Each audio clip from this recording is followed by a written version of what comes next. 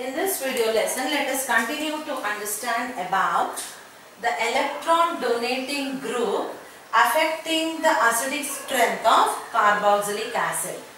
Electron donating group, if it is linked attached to carboxylic acid, obviously it will decrease the acidic strength by destabilizing the carboxylate anion. The negative charge of the oxygen will be increased because the electron donating group will also be giving electron to this carboxylate anion. Therefore, the carboxylate anion get destabilized and therefore the acidic strength decreases.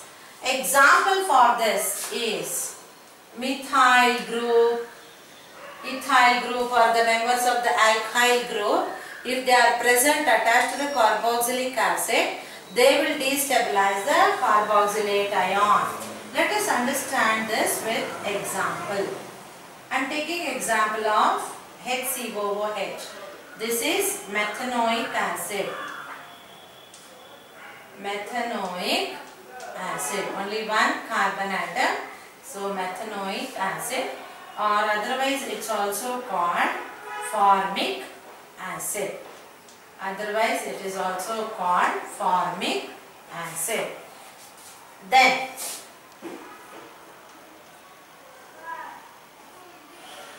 this is ethanoic acid. Ethanoic acid. Otherwise also called, ethanoic acid is IUPAC nomenclature. It is also called acetic acid. It is its trivial nomenclature. Let me increase the carbon chain by one more number. Now what will be the name of this compound? 3 carbon atoms and saturated. So therefore it is going to be propanoic acid. Propanoic acid is IUPAC name, or propionic acid is its trivial nomenclature or the common name. And this compound you have learnt when I have done the video of IUPAC nomenclature of carboxylic acid. What is the name of this compound? It is 2-methyl, because one CH3 is attached here above and one more to the other side. So 2-methyl propanoic acid will be its IUPAC nomenclature. 2-methyl propanoic acid, or it is called isobutyric acid. Isobutyric acid. So now let us study how the acidic strength varies in these cases. We find that in case of methanoic acid, there is no electron donating group, it is having only hydrogen.